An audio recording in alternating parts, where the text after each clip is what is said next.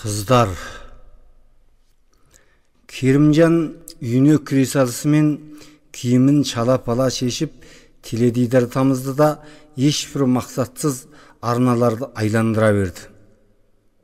Осылайша біраз отырып, көруге тұрарлық ештеме жоқ дегендей үй ішін аралап біраз жүрді. Асханаға кіріп, шай, тамақ бірдеме ішіп жеуге кірісіп еді, оған да тәбеті жаппады. Сосын жатын бөлмесіне кіріп, төсегіне итпеттеп, сулай кетті де еңіреп жылап жіберді. Ол соңғы 3 ай бойы дәл осындай күй кешті. Қарадай мазасы кетіп, қуаныш шаттықтан мүттемге айырылды. Жұмыста да солай, не істеп, не қойғанын сірә өзі де білмейтін секілді. Тыныштықтың, жылылықтың, жұмсақтықтың мекені болған жан ұясы үйі бейне қапас торс қылды сезіледі бүгін. Ата-анасынан қалған, өз қолымен жинаған барлық асыл қазына, үй бұйымдары бәрі бөтен, соқ. Өз үйінде емес, басқа біреудің үйінде қонақта жүрген секілді көреді өзін. Бұрын қандай бақыт деді.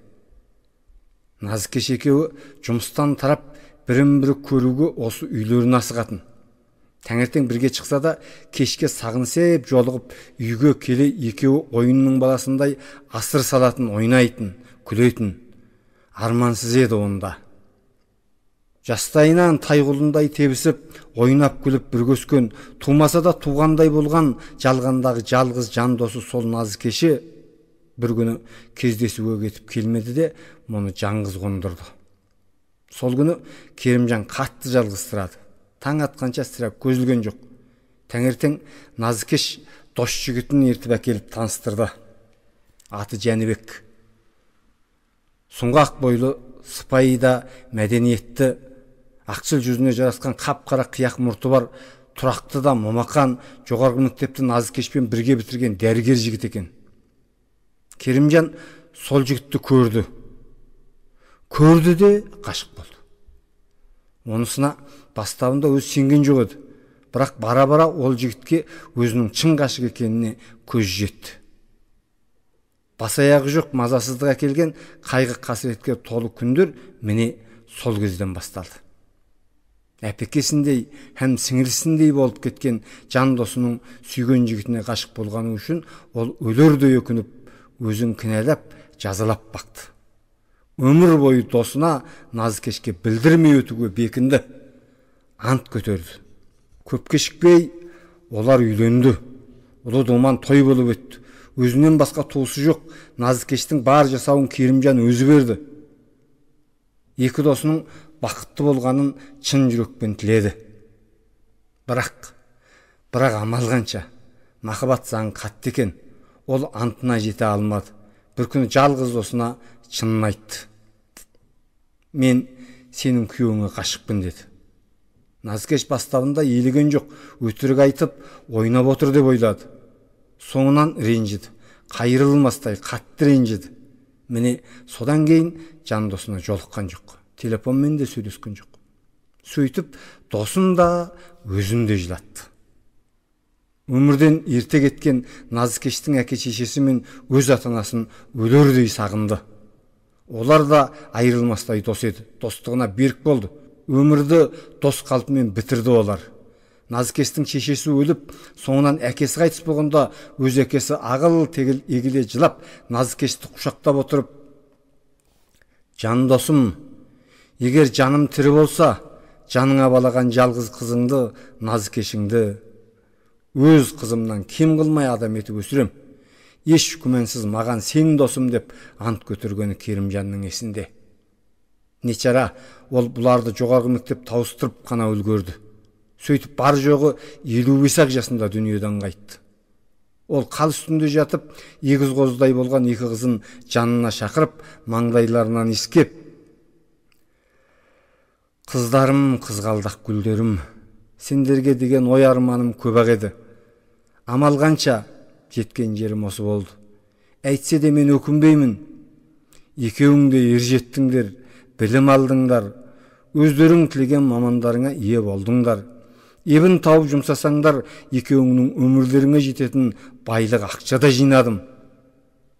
Endi sendерден тілегім тату болыңдар. Bir-biрлеріңіз сүйеніп күн көріңдер. Жақсы жолдас күйеу тауып, өнегелі жақсы өмір сүріңдер деген. Керімжан осылардың бәрін ойлады. Тағы да жылады. Әкесінің арманын ақтай алмағанына, Назыкешке деген достығын сақтай алмағанына жан тәнімен өкінді, өксіді. Сосын тұрды да беті қолын жуып, киініп далаға шықты. Қорғалап, қорқып, тартына Назыкештің үйіне барды. Жәнібек жұмыстан әлі келмепті. Екі дос салқын жолықты. Бірге отырып чай ішті. Осылайша біраз уақыт отырып қалғаннан кейін барып, Керімжан бір шешімге келгендей: Назыкеш, жаным, мен көп ойландым. Білемін, сен мені кешірмейсің. Өйткені мен саған кешірілмейтін опасыздық жасадым. Әйтсе де сен түсінші. Менде не шара бар? Өзім тежегім келді. Бірақ менде ондай шыдам жоқ екен. Қанша айтсам да ішкі сезім дүнием мені сірә тыңдамай қойды. Ғашықтықтан жындануға айналдым. Сен білесің, менде миллион-миллионмен саналатын ақша байлық бар. Соның бір бөлшегін де қалдырмай саған сыйлайын. Орнына сен жарыңды бер. Өтінем деді. Ішіндегі бар арманын болға ақтарып. Сосын егіле жылап отырып, досының жауабын күтті. Бұл сөзді естіген Назыкеш ештеме болмағандай досына қарады. Сөйтті де қабағын түйіп: